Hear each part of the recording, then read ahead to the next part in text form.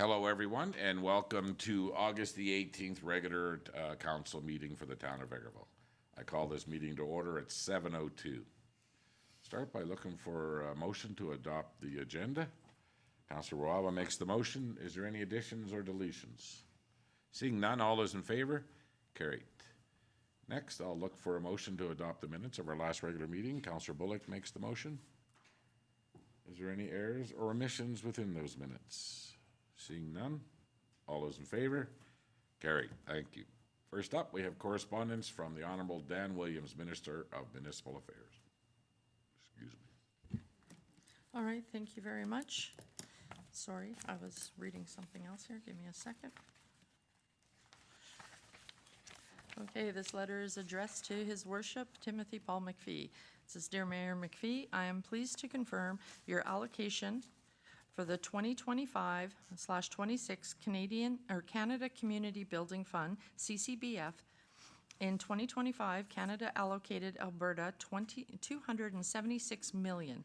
This partnership between the province and the federal government will help ensure local governments in Alberta can continue to make needed investments in local infrastructure. For the town of Vegreville, your 2025 CCBF allocation is $395,531.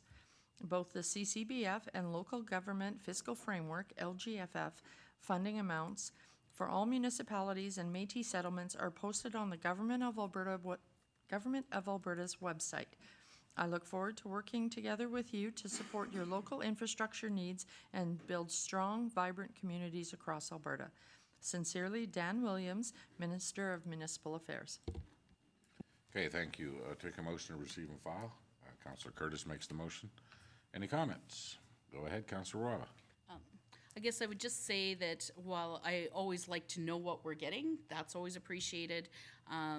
This reinforces to me why there has to be a need for somewhat of a different formula push on all of these items. The reality is, with what things are costing right now, this kind of allocation doesn't even come close to a partial covering of anything that would fall within their categories. I mean, when you're looking at these numbers, they sound really good when you announce them, but when they're not even a third of most projects, it reminds us that, again, there needs to be some kind of additional mechanism in place that has allocation doubled or whatnot when it comes to rural communities, because this is just not going to get us where I need. I mean, I appreciate any time that they can give us long-term answers or guarantee or announce their funding, but I'm still very concerned with the amounts. Okay. So I have a question for Councillor Rudick in your former role as president of the Canadian Municipalities Federation. Was this CCBF, was it formerly the gas tax? Where did this funding, where did it come from? Yeah, originally it was called gas tax. It was, I think, first negotiated under Prime Minister Harper is when it was designed in this particular formulation. It used to be gas tax, and so it was derived from taxes that were directly generated from the sale of fuel. It no longer is. It's no longer derived from that. And so the name changed to the Canada Community Building Fund. There have been two instances where FCM was successfully able to lobby for the doubling of the gas tax, 2016 and 2019. And although this is, as Councillor Warwa pointed out, not enough to be sufficient to be able to support the infrastructure that it's used to help fund on its own, the original formula that was proposed to the province when it was renegotiating the bilateral agreement between the province and the federal government last year had a whole bunch of restrictions that FCM loudly protested so that there was less rules. This still tends to be one of the most easily accessible grants with the least amount of follow-up funding reporting, although there are still some restrictions.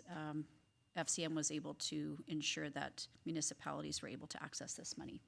We still ask, right now it's been the ask, the last federal election, that was one of the campaign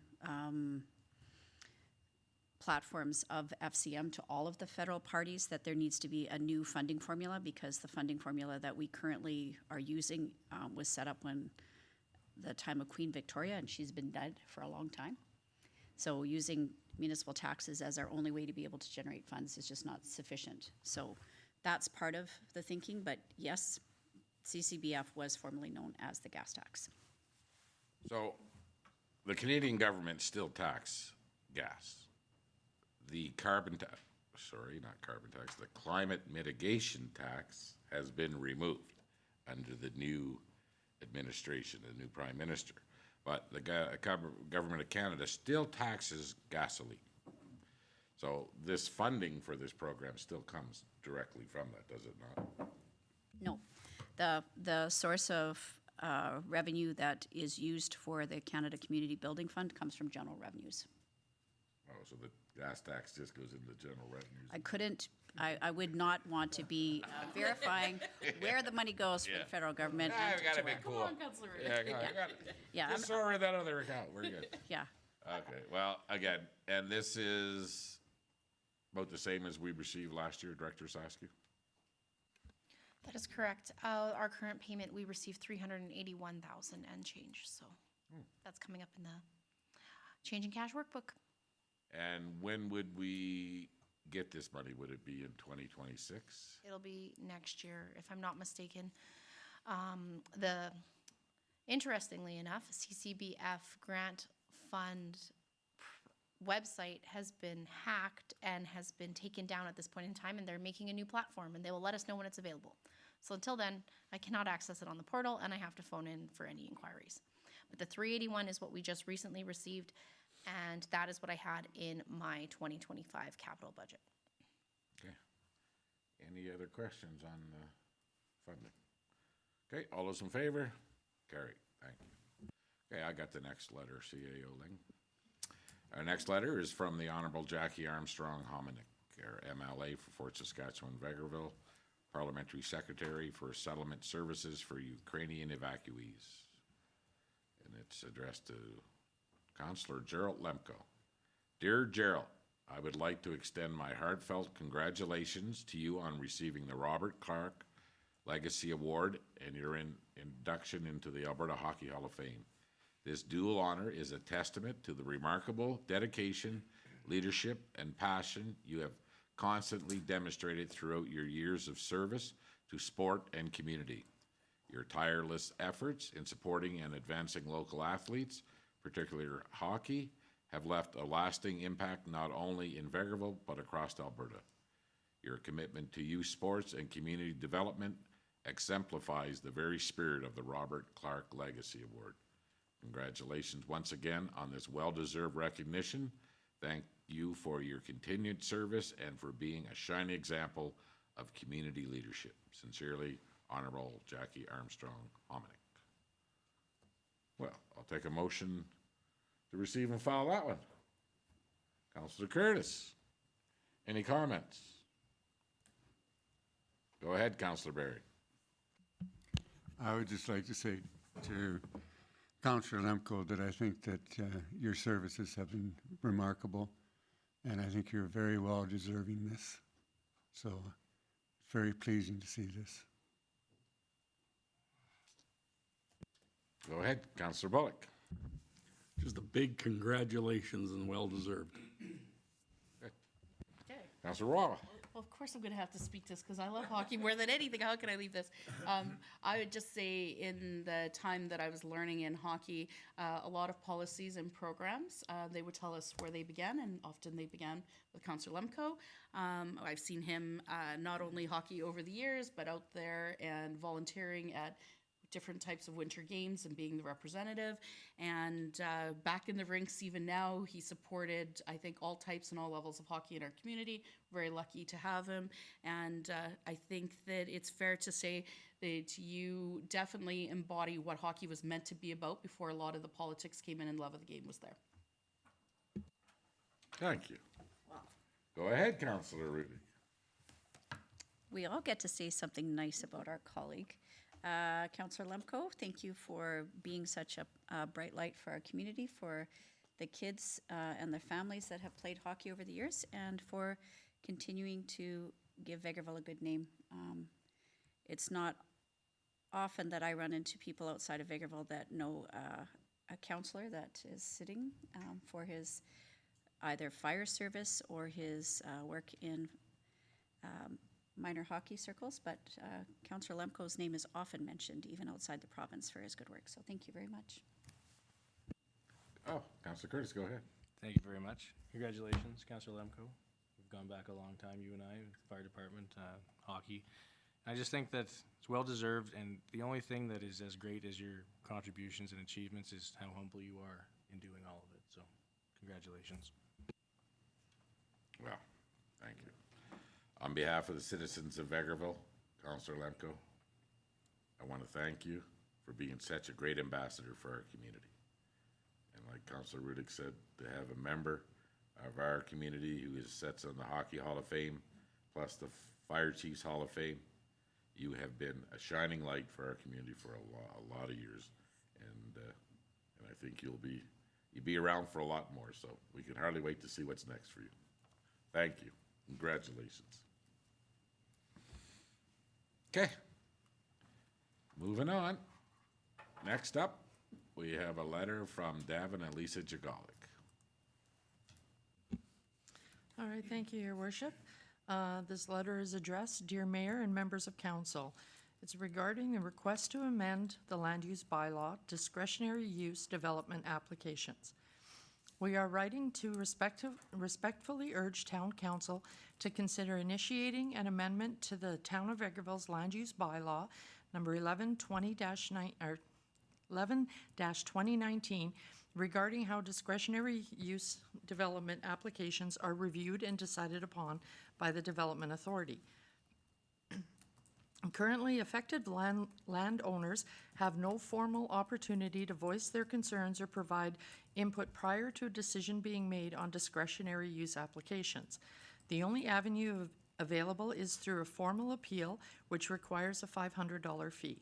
Not only does this fee present a significant barrier for residents who wish to have a voice in local development decisions, it seems immoral to penalize individuals simply seeking to express valid concerns or provide input on developments that directly impact their neighborhood.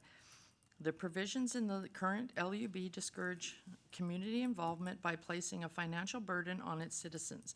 While the cost of holding an appeal is understandable, this issue could easily be mitigated by incorporating affected landowners' input earlier in the process before a decision is made. Planning best practices, as outlined by the Alberta Development Officer Association, ADOA, and widely adopted across Alberta, emphasize the importance of evaluating site-specific impacts before approving discretionary uses. These include assessing compatibility with surrounding land uses, potential nuisances such as noise, traffic, and aesthetics, infrastructure or environmental constraints, and most importantly, input from affected landowners. The ADOA manual also outlines a comprehensive framework to ensure discretionary use decisions are fair, consistent, and align with planning objectives. This includes ensuring consistency with statutory plans, evaluating site suitability, considering cumulative impacts, applying reasonable conditions, and maintaining transparency and professional judgment throughout the process. Incorporating this criteria into the town's LUB would better equip the Development Authority to make well-informed, balanced, and enforceable decisions that reflect the needs and interests of the community as a whole. We understand that Council is planning to conduct a full LUB review later this year. However, we also recognize that this process can take several months, if not years, to complete. In the meantime, discretionary use development applications may arise, and we believe it is critical that this specific amendment be made immediately to ensure that those applications are considered with the appropriate level of public engagement and planning rigor. We strongly encourage Council to initiate an amendment to the LUB that would require the Development Authority to notify affected landowners prior to making a decision on discretionary use applications. This simple change would enhance transparency, improve decision-making, and align the town's practices with provincial planning standards. This is not a matter of process, it's a matter of principle. Ensuring that effective residents have a voice in decisions that shape their neighborhoods is fundamental to good governance. We urge council to act now, not wait till the full LUB review, to take this meaningful step to improve efficiency and administration processes, improve engagement, and reduce barriers for residents. Sincerely, Davin and Lisa Jagolic. Okay, thank you. I'll take a motion to receive and file. Councillor Berry makes the motion. Any comments? Go ahead, Councillor Bullock, you can go first. I'd like to thank Mr. and Mrs. Jagolic for this letter, and I do agree with what he's saying in here. I really think that the landowner should be notified, for sure. A little surprised, myself didn't even know this could happen, but I've never seen it come across this yet since I've been on this term to this extent.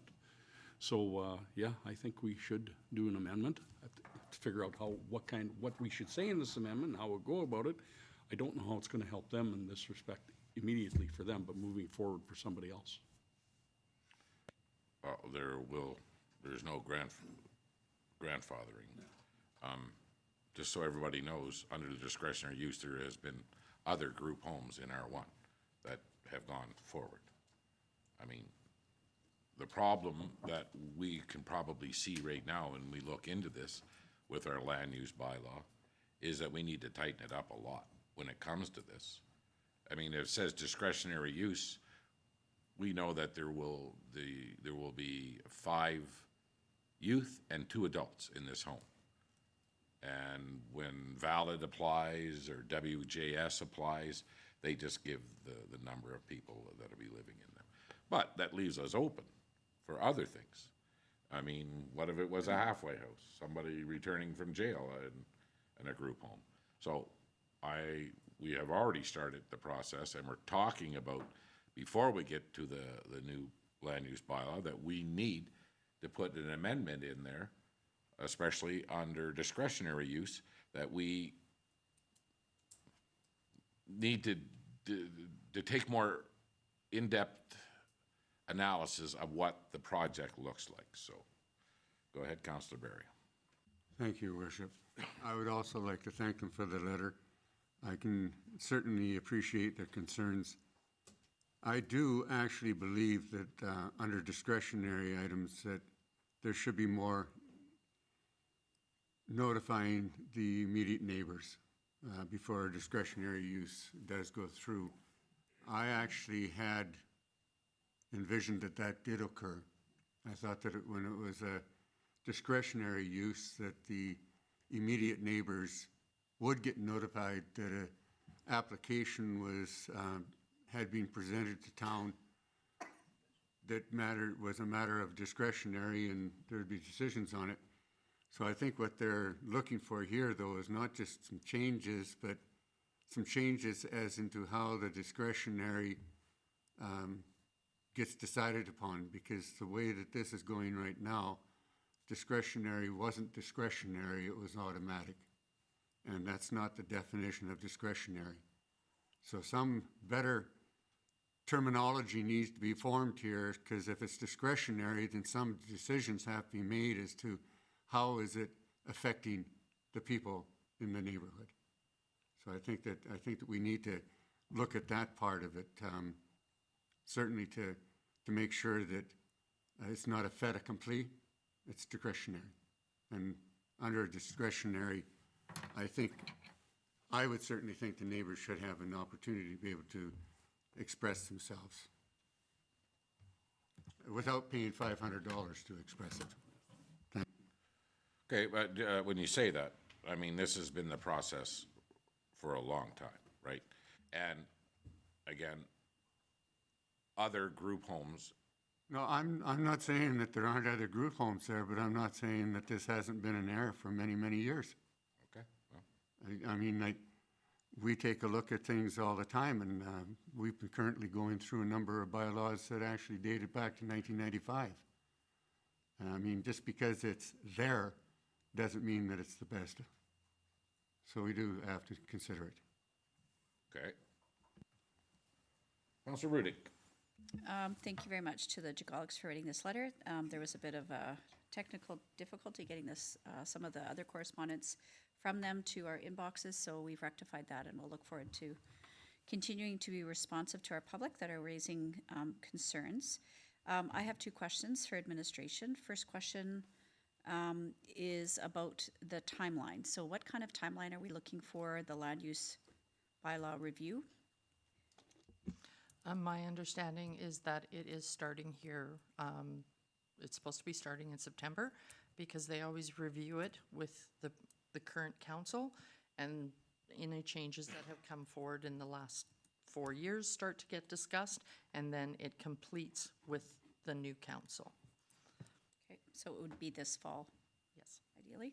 Okay, and then the second question I had is the appeal portion of our land use bylaw is similar to most municipalities, is my understanding. So while this council may not have had this kind of circumstance up to this point, and I empathize with the feeling that it is expensive to have the appellants have to bear the weight or the cost of an appeal in this circumstance. Is that pretty standard? Is that how the land use bylaw is formulated for most municipalities? Yes, that's correct. A lot of these, I won't say that it's correct. I'm pretty sure that's the way it worked. I'm not very well versed in Section 17, which is the planning and development section of the MGA. I dive in there every once in a while, but I don't know it as well as our planning and development officer does. So my understanding for most of it is that a lot of the SDAB regulations and that are put out by the Alberta government in with the land use or land property use tribunal. Tribunal, yeah, Property I'm rights sorry, that's a tribunal, new, yeah. it's a new acronym for them. And so most of everybody, most municipalities follow, I shouldn't, all municipalities follow the regulations set out in there. When it comes to pricing, I'm not sure if the pricing is set out by the MGA or if that is done by individual municipalities and their councils. And I think it depends on how much cost is involved for the municipalities to pay the board members to sit there. Okay, thank you very much for that. Okay, go ahead, Councillor Raw. I'm not going to repeat the part that, the council has already. I just wanted to kind of look at one different side. I actually think probably the fee itself, if you're going for an appeal, is probably not all that different than what you would see sometimes. I just think it comes back to us looking at if there's a lost spot about what that intention is. Because unfortunately, by the time you get to an appeal, even the decision of what can be granted or not at appeal is different than what could have been granted or not granted at the time of the discretionary. So taking this one out of the side, I would just say while the appeals process, it would be frustrating because that's where we're at. The piece that to me is an issue is when we should have been hearing from them, which should have been while making a discretionary decision. So for me, I understand that we are reviewing it. I would also be open to a discussion of having some quick amendments while we're going through the process. It takes a really long time at times to amend a land use bylaw. I do see what I think is a major issue, and we could, potentially do an amendment while waiting for the overall. So that's where my direction would be. But again, I think it is in that vein that probably it's correct once it gets to the appeals form, but by the time it gets there, we may not be hearing the voices the way we want. We may be asking someone to pay to get their voices heard at the wrong time. Councillor Lemko. Thanks, Your Worship. Davin, Lisa, thank you for your letter. It's nice to see the public writing letters regarding any bylaw that we have. It's important for us to understand that there is another side to the impacts it has on our residents. As CEO Ling mentioned, that this is going into a review in September, which will be followed up by the new council in October. So thank you for raising this. I'm sure it'll be discussed with the review of the land use bylaw. So again, thank you for voicing your concern. Okay, thank you. Councillor Curtis. Thank you very much. Thanks for the letter. And for me as well, first time seeing this. And, in my mind, the thought process is the same as a home-based business. It's put out to the neighbors around that somebody's going to be opening a business. So to me, it's very similar in that regard. So make sure we check, again, what other municipalities are doing while we're doing this amendment and the pricing, et cetera, to make sure we're on par with what others are doing. Okay, so in general, we would like council directive 2 admin is to look at amending the discretionary use under group homes for right now. And everybody needs to understand that when it's discretionary, it's not a decision of this council. Do you, just for clarification, your worship, do you want it, are you wanting to look in all residential zones or just R1? Well, I think that we need to look at some other, right now, we know that we found other municipalities that do not have group homes discretionary use in R1, but they have them in other zones. So I would quickly, as information, we can bring back what other municipalities are doing. And is council wanting to amend the land use bylaw that the decisions come through council? Because that's not the way that bylaw is set up. No, I mean, that should not be, it should not be council's decision, but it's our decision to amend and create new bylaws that put checks and balances in place. Sorry, I sat on the subdivision appeal board before I was even on council, so I've sat there a number of times and I just completed my training. So this is where some of my concern comes from. While I empathize with any community member that is concerned about who their neighbor is, that's not the intention of the land use bylaw, and I don't think that's, even though I can hear council potentially asking for an amendment that might allow for a different trigger in the discretionary portion of the land use bylaw, it is not good governance for every land use planning decision to come to this council.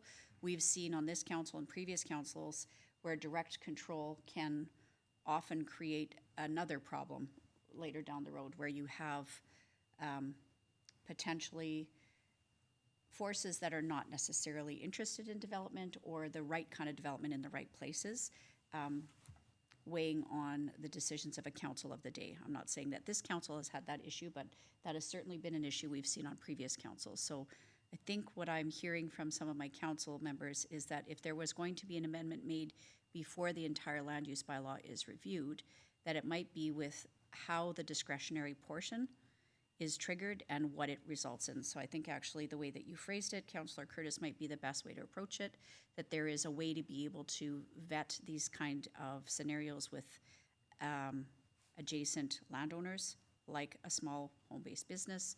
This kind of circumstance would trigger that. So that's where I would see the discretionary portion comes from, not necessarily coming to this table. Okay, so just so we understand, there's a couple different ways to look at this. So are we saying the amendment that we would be requesting would be that affected residents in the neighborhood where the discretionary use was going to be used would be notified and have input back to the planning and development department, nothing like, this needs to stay out of council. Yes. Okay. However, there has to be some very strong document provided to those making that decision to actually understand what discretionary is, and that it is not rubber stamped, because that's a key thing. We shouldn't be, and I don't think we should have our hands on everything, so I completely agree with what you're saying as far as the trigger. We may also decide that the best way, till we've reviewed it all, might be to remove a certain category from there for now until we go forward to ensure that there isn't discretionary that didn't use much discretion. But also, the second part of that has to be very good explanations as to what that discretionary means, because it's not a rubber stamp. And we could have taken a lot of things into consideration, but we didn't. Okay, thank you. Councillor Barry. Thank you, Your Worship.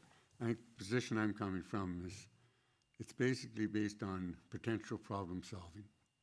Maybe that is training that might be very wise for the ones that are making the decisions. They have to be able to take a look at discretionary as a discretionary and ask themselves, what problem is I creating if I approve it? And usually that can be offset by making sure that the people that are right around with it have an opportunity to at least express themselves as to how they feel about it. Not many of the discretionary ones are going to cause problems, but there are some that become quite obvious. And I think it's a matter of taking a look at the aspect of when the authority, we say what's in the bylaw, when the authority is given to another area to make the decision, that's fine. But they have to recognize, and I keep saying, what is the definition of discretionary? It's not fait accompli. It's not an automatic. It's not, as expressed, a rubber stamp. They have to take a look at it, and it's discretionary. So they have to decide what problems are going to be created if I give the approval.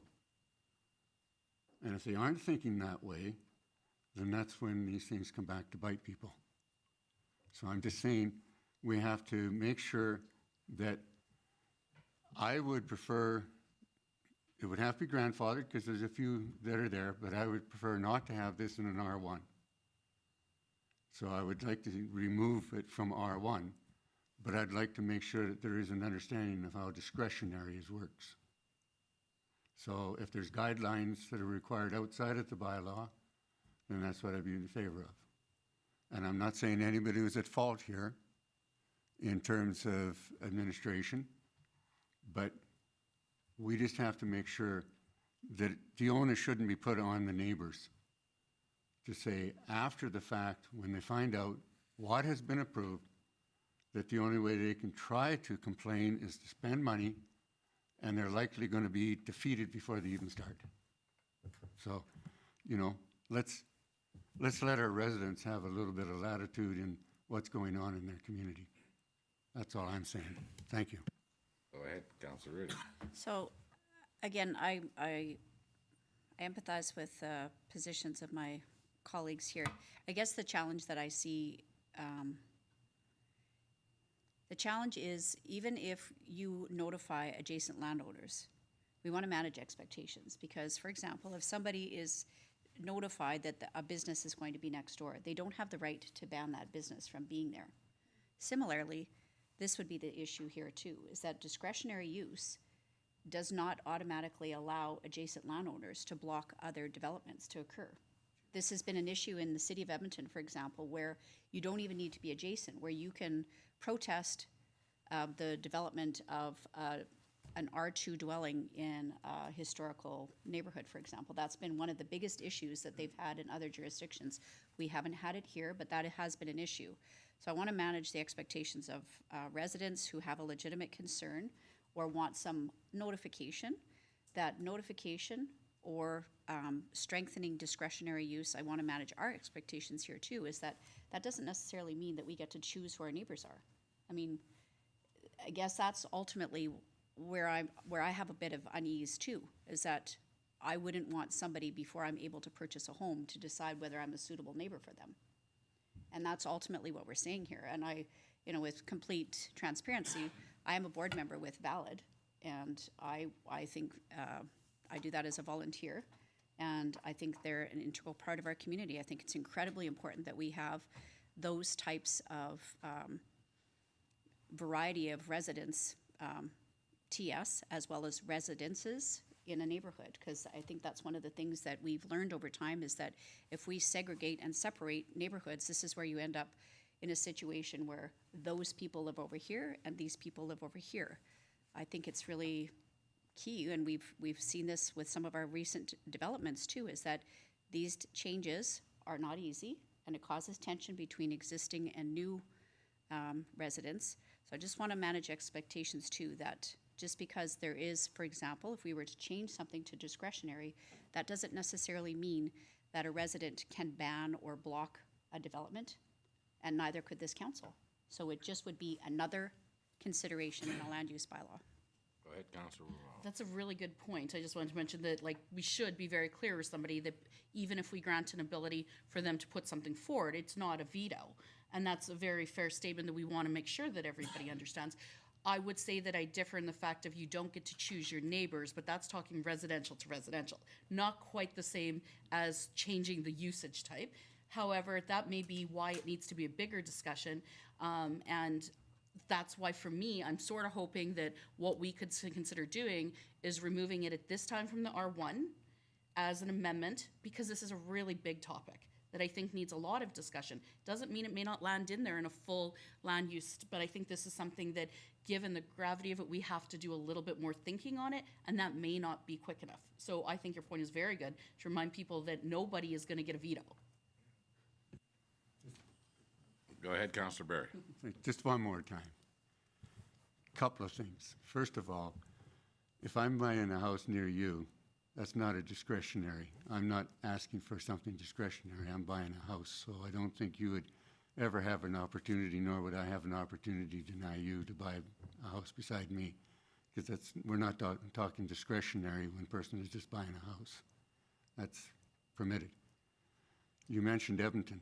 I lived in Edmonton for well over 30 years, and quite frequently I received notices that a discretionary use of a property in my neighborhood was going to come up, and I had the right to voice my opinion before it was ever approved. That's where I'm coming from here. And yes, some of them got denied.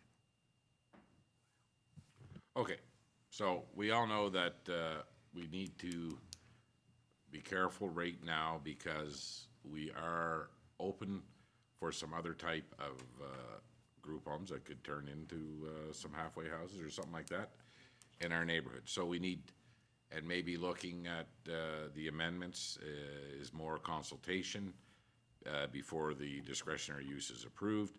I don't think that we need to train our employees too much on what discretionary use is. I mean, they've never had a problem with a group home before. But that being said, and we need to manage people's expectations, you know, if the closest neighbors all were to write a letter and the town was to say, we're doing this based on what we feel is not good for the community, for the residents of that area. And let's say it was a valid house or a WJS house. And if they decided to take the municipality to court on discriminatory, we would probably lose that case. But we will look at making some changes as quickly as we can, some amendments, because we are open for some other issues when it comes to group homes and under discretionary use at this time. Okay. We will do, our next meeting is September 2nd. I think that's the date, which is a ledge meeting. I will have the Planning and Development Department canvass some random communities to see how they handle it. Any changes to the land use bylaw have to go through a process, just like the rezoning that we just had. So it will have to be advertised after first reading for 2 weeks and then have a public hearing on it. So it's going to take a little bit.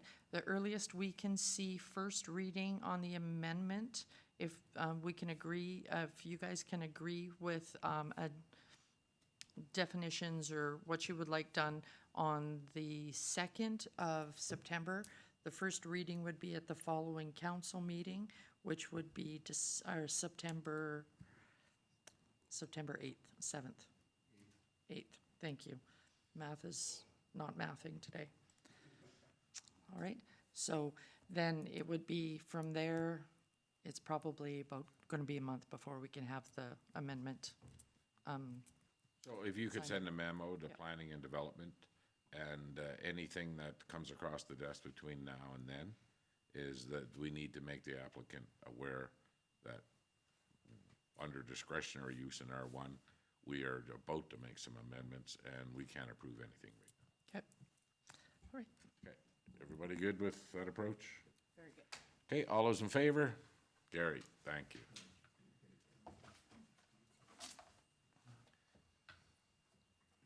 Go ahead. Okay, next up is a letter from Keon Romanian, owner of the Vegreville Hotel and Inn, and it's addressed to Vegreville Town Council regarding request for waiver of $7,281.13 property tax penalty for the Vegreville Hotel and Inn. Dear members of the Vegreville Town Council, I'm writing to respectfully and urgently request the town's consideration to waive the $7,218.13 penalty applied to the Vegreville Hotel and Inn due to the late payment of the 2025 property tax bill. Over the past several months, I have been managing the aftermath of a fire that forced the closure of my hotel property. As a small business owner, this incident has been financially and emotionally exhausting. The hotel has been a vital part of Vegreville's local economy for years, providing employment, hospitality, and services in our rural community, and I have been doing everything within my power to keep it alive and operational. During this time, I undertook a subdivision of the property, and I'm in the process of completing a sale to McDonald's with the goal of revitalizing the area and bringing in more economic growth to Vegreville. While this initiative was intended to benefit the community at large, it unexpectedly led to a significant increase in the assessed property taxes, an increase that I was appealing through the proper channels. Unfortunately, I misunderstood the deadline for payment while this appeal was in process, and the penalty was applied before I could remedy the situation. I'm not asking for leniency lightly, but rather out of genuine necessity. The hotel has suffered significant financial losses due to the fire, and every additional cost makes it more difficult to recover. The late payment is a burden that further threatens our ability to continue contributing to the town's economy and workforce.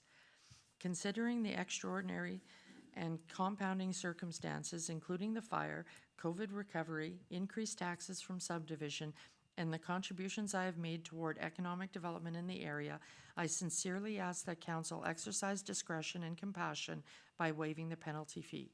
Thank you for your time, your service to our community, and for considering my request. Respectfully, Keon Ramanan, owner of Vegreville Hotel and Inn. And I apologize if I butchered the last name. Okay, thank you very much. Take a motion to receive and file. Councillor Lemko makes the motion. I'll start with Director Saskew. He subdivided this land 2 years ago. Just this past year. So this is the first year with a new assessment of 4 unit properties. Okay, and there's nothing on those properties. There's nothing on 3 of the 4. 1 of the 4 is the original hotel. And his assessment went up. $744,990 since 2024 to 2025. If I take 2024 assessment for the 1 tax roll and compare it to the 2025 assessment for the 4, which is the exact same land. Sorry? So the land was divided up into 4 sections, so it's increased by $744,990. So this, the gentleman has the option of appealing his assessment. And he has submitted has. that, yes. But he didn't pay his taxes before. I mean, whatever happens to the assessment has nothing to do with anybody at the review or the hearing.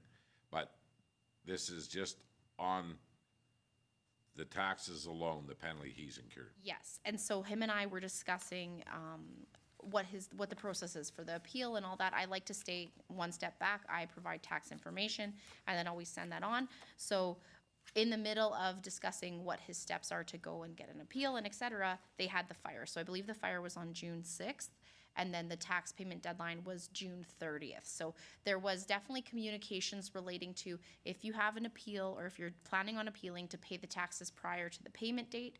But I would say this one is more of an extenuating circumstance because there was a fire in between us discussing these property tax details and the payment date.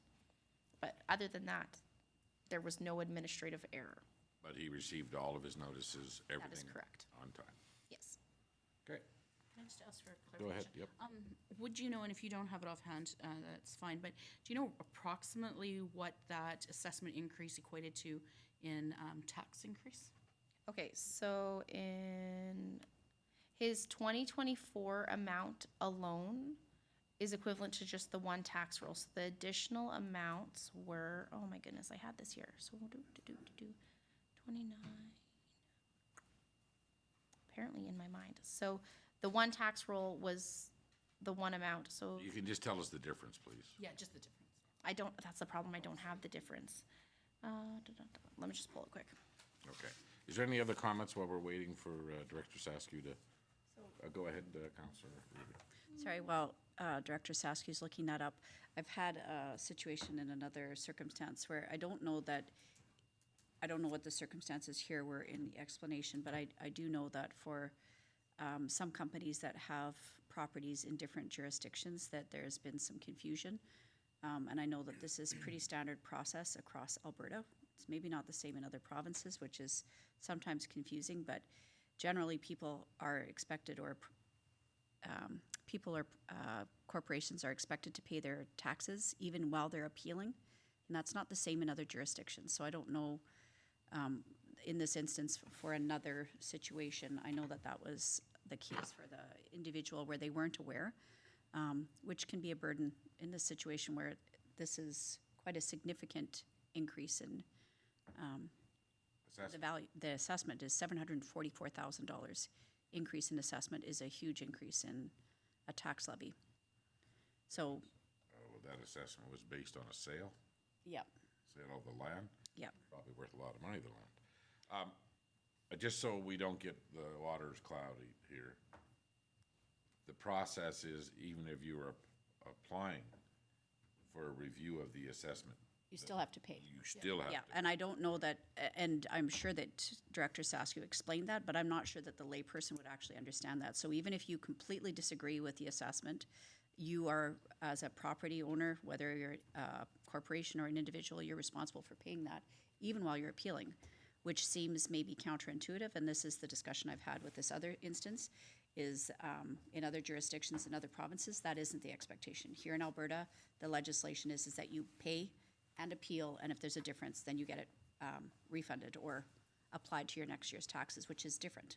Yeah, So- and we absolutely do make that effort to let them know that we recommend paying on the payment deadline. But like I said, there's a lot going on with this one because we're talking that, then all of a sudden there was a fire and everything. But the difference in taxes is in excess of $20,000 year over year. So an increase of over $20,000 just by subdividing.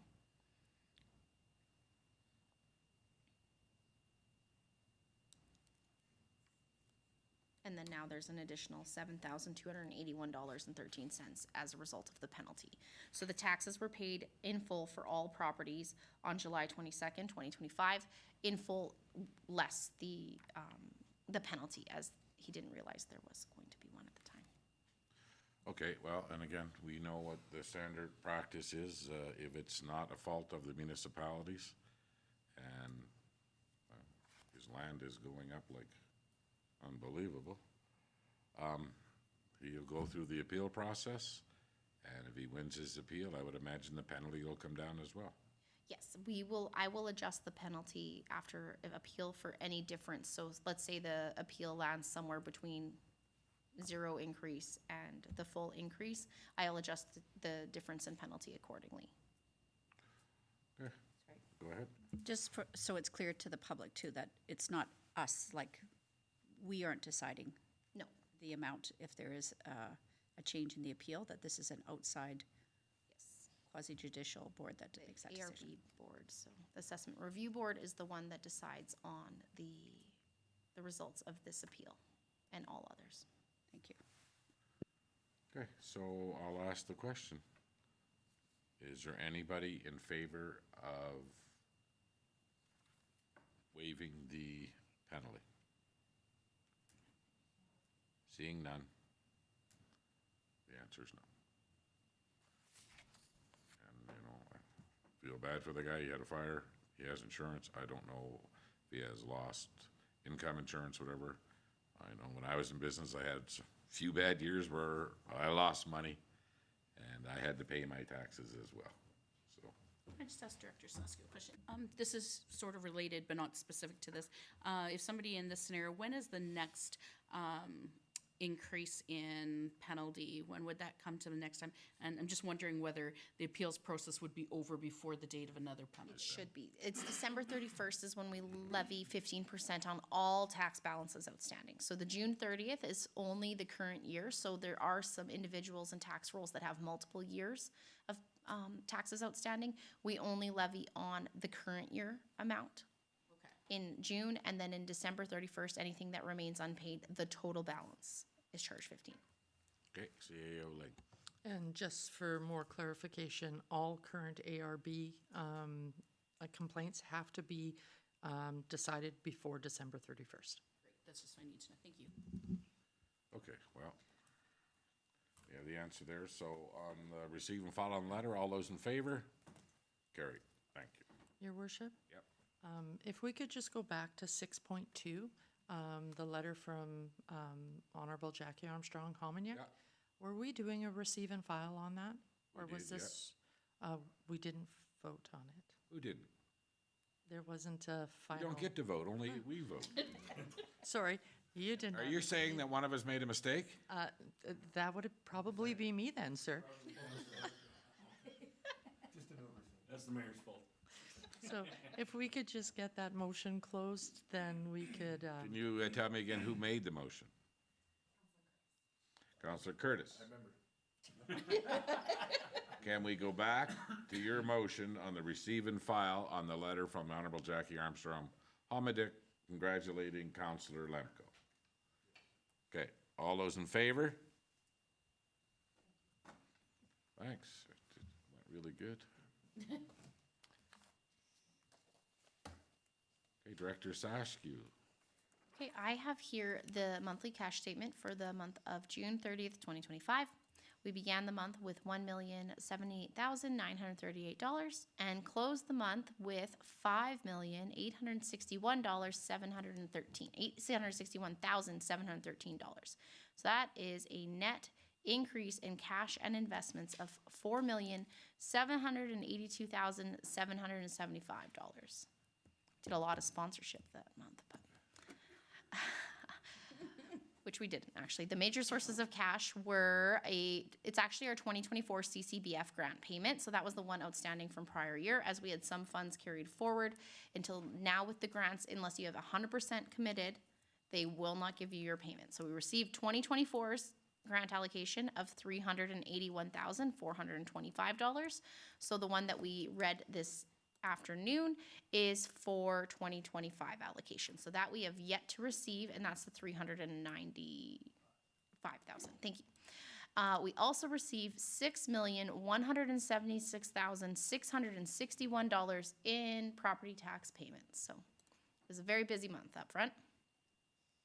And a lot of those amounts are post-dated for June 30th. So there's a lot of processing to do in that first week of July. So kudos to my staff upstairs, as it is very much a group effort. We don't put it all just on the one tax clerk, although she does do a Hulk's version of work in that 1 month.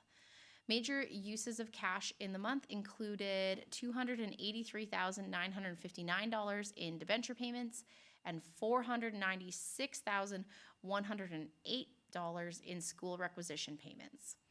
And that is all I have that is notable in the cash statement for June. Did we not receive the wastewater grant funding? That is in July. Oh, Yes. So okay. that's stay tuned for next month. okay. Any other questions on the cash statement? Okay. Take a motion to accept this as presented. Councillor Bullock makes the motion. All those in favor? Carried. I got a motion on that one, did you notice? Okay, good. Okay, next up, business. We have a letter from Manager Gosling from the FCSS. okay, this request for council decision is a request for an exception to the bylaw for a reappointment of an advisory board member for an additional term. The background is the advisory board bylaw currently limits members to a maximum of 2 consecutive terms, stating that no members shall serve on the board for more than 2 consecutive terms without a 1-year leave of absence. London Baxendale has completed their 2nd term and under the current bylaw would be required to step down for 1 year before becoming eligible for a reappointment. London Baxendale has expressed a strong interest in continuing to serve. Her contributions, particularly in strategic planning, event support and promotion, community leadership, and historical knowledge on the board's history have been highly valuable. She offers continuity and membership and mentorship during a time of transition. Given the increasingly difficulty of recruiting volunteers in rural communities, retaining committed and experienced members like her is more important than ever. There are no financial implications with this request for decision, and the communication strategy would be, should council approve this request, a formal letter would be sent to the FCSS Advisory Board confirming the decision. The exception and rationale would also be documented at the board's meeting minutes and included in future onboarding material to ensure transparency and preserve the integrity of the board appointment process. Council's decision would be communicated to the next board meeting and recorded in the minutes. So the recommendation is that council approve a one-time exception to the advisory board to allow London Baxendale to stand for a third consecutive term on the FCSS advisory board in recognition of their valuable contributions and the current needs of the board, and that council direct administration to review the current advisory board bylaw with a view to updating the term limit provisions, taking into account the evolving realities of volunteer recruitment and retention in rural communities. Okay, well, I'll take a motion for one of those recommendations. Councillor Bullock, which one? Number one? Yes, number one, sorry. And not number two. Number one. Okay. Can I actually make, I don't know as a point of order or what, but I heard an "and" in there, that we're being asked to approve 1 and 2. So 1 is to make the exception and reappoint her for a third one, and then direct council or direct administration to review and maybe make it 3 terms or make it not necessary, and a change to the bylaw. Is that correct? There was an "and" in there? That these are, I read an "and," but there is no "and." There's no "and" written no in there, "and." but I heard you express an "and." Yes, and And that's. both of these can be accomplished. They're not mutually exclusive. That is correct. Well, go ahead. I mean, we're waiting. in order to amend a bylaw, council, in order to amend or to change a bylaw, it needs to be done by bylaw. So this request puts the cart before the horse a little bit. If council wishes to make a motion to allow London Baxendale to stay, the change to the FCSS bylaw will be coming to the next meeting. It's not a that we would, it's that we will be. Okay, because that's what I was, existing the other bylaw, question yes. I did have on it. But at the same time, that bylaw could amend what the term is. Yes. So they're not mutually exclusive exactly. Sorry. Well, thanks. So right now, we have a motion for the recommendation that we go ahead and approve Landon Baxendale to stand for a third consecutive term.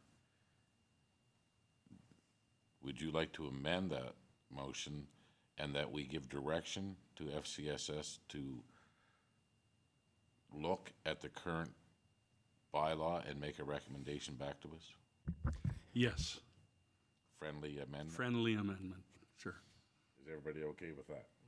And it'll be the last friendly one I ever make. Okay, is there any other comments? And we all know how hard it is trying to find members, volunteers for boards from the general public right now. Go ahead, Councilor Curtis. Thank you very much. I'm on the board, and London makes all efforts. She's got her own business in town. She's very busy, and if she can't make it to FCSS, the meeting room, she's on Zoom, so she makes all the effort to be there. Very good input, always volunteering and helping out. So, a good addition, a good person to keep on the board. Okay, all those in favor? Carry. I think you have direction there. And FCS. Which way the direction? Yeah, well, Can I just, go ahead, Councilor Roa. just a point for thought, because we've seen it happen often, because it isn't set terms of we only take on this many people or this many people. There's times where we're reappointing multiple or not.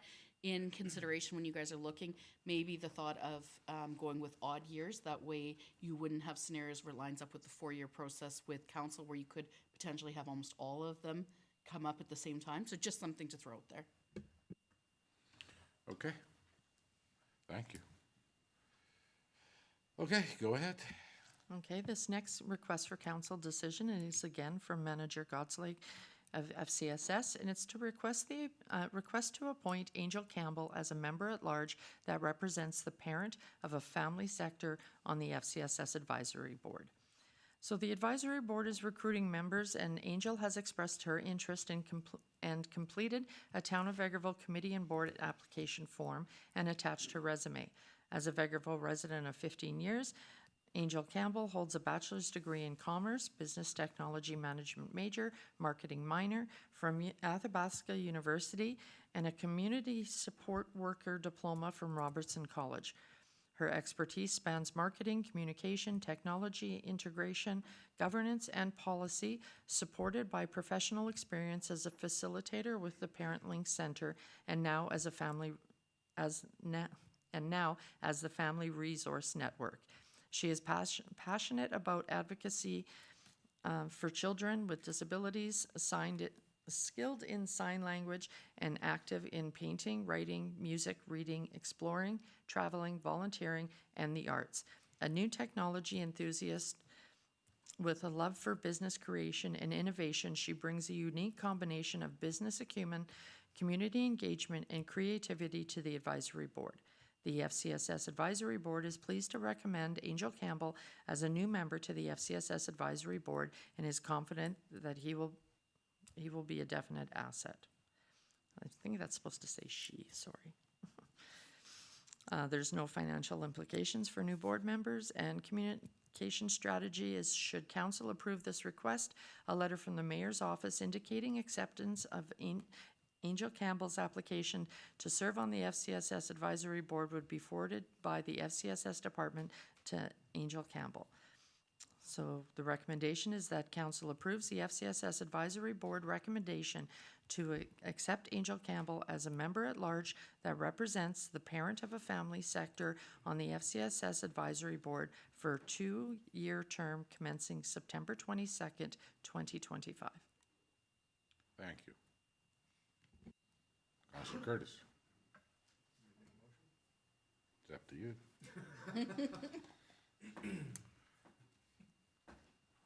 Okay, we have a motion. Councilor Curtis has made that for the recommendation that council approves Angel Campbell. Any comments? Go ahead, Councilor Bullock. Very happy that Angel has stepped up and put her name forward to be a member of that board, and very lucky to have a member that wants to make a difference in our community, a positive difference. Excellent. All those in favor? Carried. And thank you very much, Angel Campbell, for putting your name forward, and I'm sure that you'll be a big asset on that board. Okay, let's move into the good stuff. Our favorite, bylaw. We do a lot of these. Go ahead, CAO Ling. Okay, so the first bylaw up is Bylaw 08-2025, which is the amending land use bylaw 11-2019. So this, in short, we just had the public hearing. This bylaw 11-2019. Okay, so the bylaw 11-2019 Schedule A land use district map be amended by changing the designated lands, Lot 16, Block 24, Plan 1743P from Highway Commercial District C3 to Medium Density Residential District R3, and Lot 1718, Block 24, Plan 1743P from Highway Commercial District C3 to Medium Density Residential District R3. This bylaw should come into force in effect upon the date of passing of the third and final reading, which would be today. Okay, thank you very much. This time I'll take a motion for the second reading. Councilor Lemko makes the motion. Any comments? Go ahead, Councilor Bullock. Well, we don't have the luxury of having Director Lefebvre tonight, but just so everybody, I asked this question in the ledge meeting about what's in R3, what can be built. So it's a ground level entrance into these multi-dwelling units. So it's a ground entrance, it's not an interior apartment. Okay, so just so everyone understands that. And everybody needs to understand too, that during the application for any build there, that they will have to show parking on site for anything that they build. We have our regulations for every 2 bedrooms, it's 1.5 parking stalls for every 2 bedrooms. Okay, all those in favor? Carry. And I'll now take a motion for third and final reading. Councillor Berry makes that motion. All those in favor? Carry. Thank you.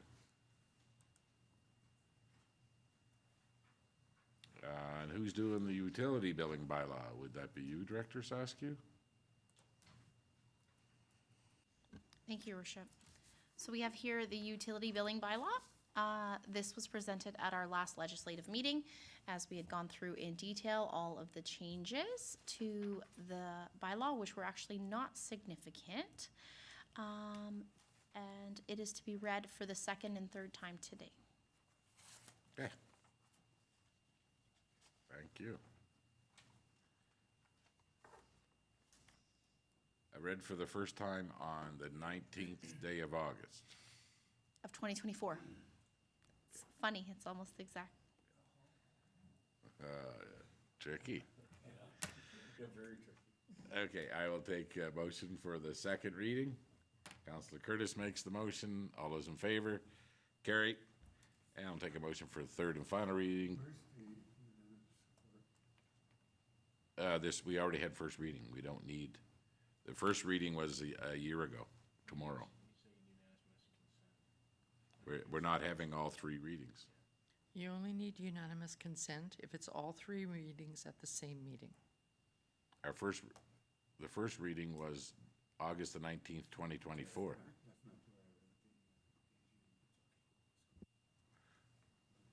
You know, the first reading was a year ago. Oh, I do. Yeah, and we've been working on it since then. Okay, good, the changes and that we're implementing. Okay, Councillor Rawa makes a motion for third and final reading. All those in favor? Carried. Thank you. Wow. Well, let's start with Councillor Lemko.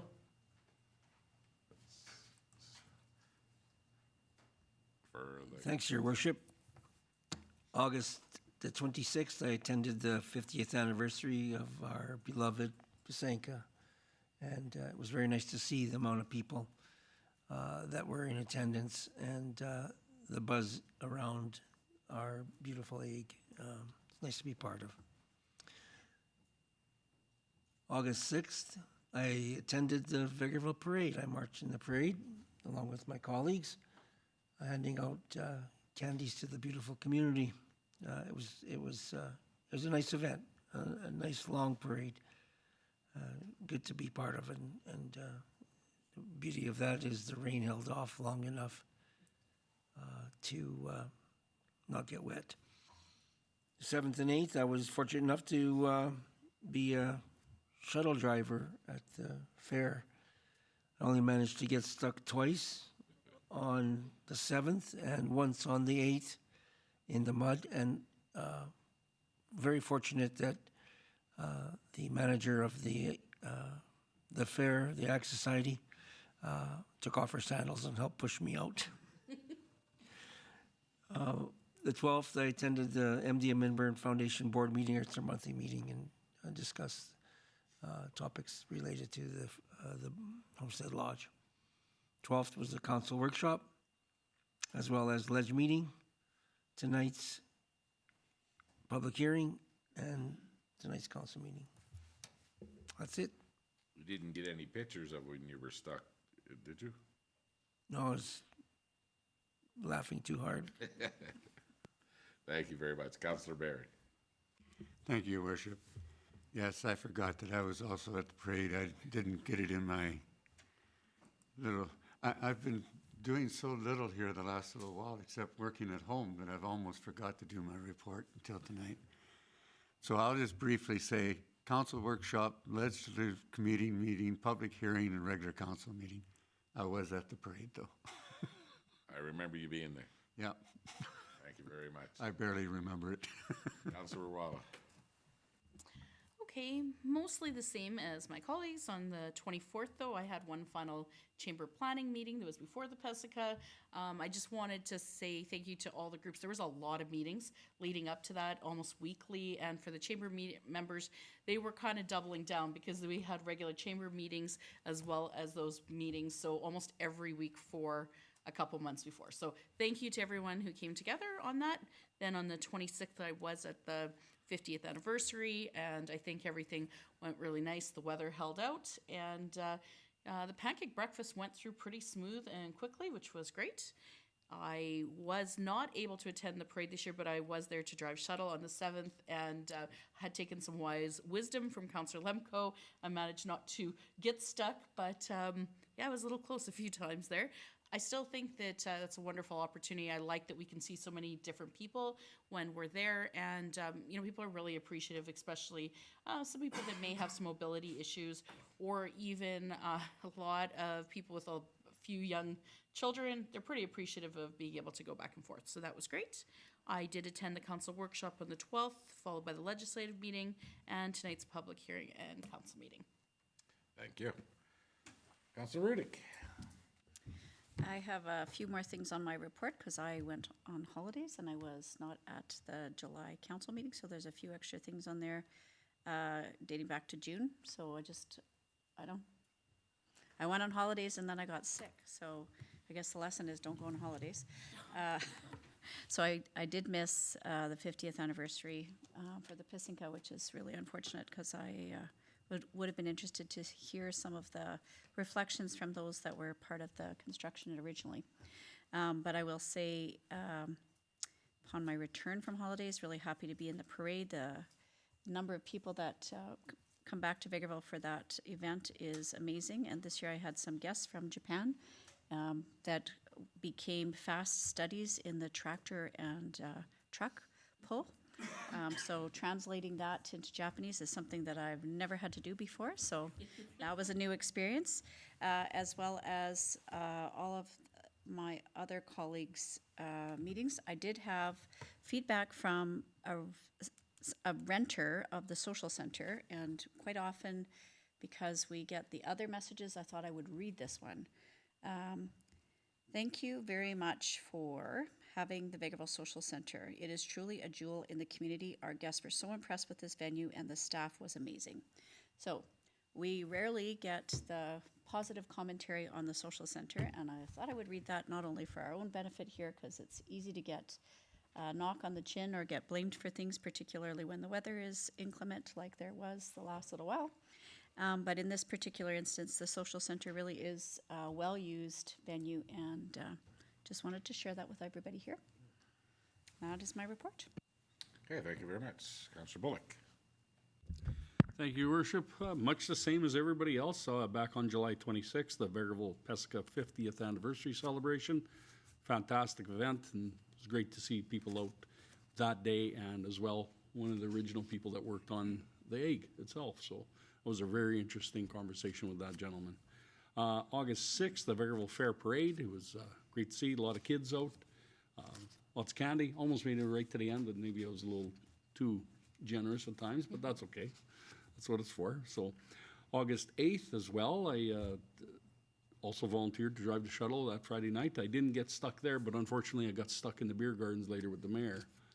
So, and I got to test out one of our taxis, local taxis in town, which is great to have taxi service 24 hours a day in this town, which we did not have 4 years ago. So everyone can get a ride home safely when they're out having a good time. On the 12th, council workshop and the legislative committee meeting. On the 13th, an intermunicipal committee meeting, always interesting. And August 18th, the public hearing today and council meeting. And that's my report. Thank you very much. Councilor Curtis. Thank you. As well, much the same, the 50th anniversary. Again, had a lot of fun, had the kids there. Got to ride the mini CN train around the egg park, which was awesome. On the 6th, I had a big day. I was on Global News in the morning with Manager Brown, pushing for some registrants for our world's largest egg on a spoon race record that we're trying to do. So again, if anybody's watching, you haven't registered yet, go to vegreville.com. The banner's up at the top. Then it was the parade, which was awesome again. Lots of candy, lots of kids, lots of people on the walk there. And then after that, the shuttle. So that was a big day for me. It was a long day. Then again on the 8th, I did the shuttle as well. And then the ledge meeting on the 12th, and then tonight's hearing and council meeting. I had to recover after that one day. I had to take a couple days off. Okay, well, on the 26th, I was at the opening ceremonies for the anniversary of the Pasanka, the 50th anniversary. And I just want to say a real well-done job by the Chamber. And it was a well-attended day, and the RCMP bringing in that chopper was a highlight, and just all the activities that were taking place there. And I know that, we had a lot of staff on and a lot of people there helping out. And it was a big showcase, and everybody I talked to really enjoyed it. So, again, good job. August the 5th, I was asked to do an interview with Lionsgate. They are filming the Young Farts RV for a potential show on Amazon. I thought it would just be a little interview in the office until 16 of them showed up, and we couldn't fit them all in there in their gear. But it was nice. Hopefully that our council chambers will make it into the final cuts, and they were right into the jail cells with their cameras and stuff too. And there was a few comments made about, I think it was you, that you may end up in a cell after one of these meetings and everything. And Potentially. yeah, I'm not sure. I don't want to ruin the excitement coming. Don't want to ruin anything. Yeah. But it was nice, and we've seen them quite a bit. They were at the parade and at the fair for a few days, and I'm pretty sure they were back in town filming the Hands on the Trailer thing too. Yeah. On the 6th, we all participated in the parade, and I thought we did a really good job, and kudos to the staff for giving us some advice on how much candy to hand out to make it to the very end this time, and I think we took their advice and it was well received. Or they just bought more, maybe that's what it was. Could have been that. And it was nice to, to be out and seeing all the not just children, but how many other residents and stuff enjoyed the parade. From there, after the monsoon hit, I went to opening ceremonies, me and the Reeve of the county, and there was the president of the Ag Society, the Reeve, and myself on stage, and there was 2 people in the grandstands. So, and they asked what was going on, and we said, we're doing open ceremony. He says, well, that's boring, and they left. So we didn't go ahead with the opening ceremonies. We did do them later on Friday. I'm pretty sure it was Friday. We did them. The Reeve couldn't make it, but Councillor Grodnick showed up for the county. And driving the shuttle that night, the first night was quite an experience. There's no doubt about it.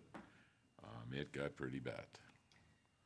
But I will say kudos to the Ag Society. They just kept going. And they did what they could. And, there was, in the midway, young mothers were coming out with strollers and their socks and shoes on top and their pants rolled up. And I would take them over to what I thought considered a clean puddle in the grass, and they could wash their feet and their kids. But good job, I would say. The last few days really worked out well for the Ag Society. And, when you look at the fair when it's going on, when the grandstands are full, how well the Legion and, of course, the Synergy Beer Garden does very well, too, and so does Rose's Kitchen, Rose Kiselavich in that hall.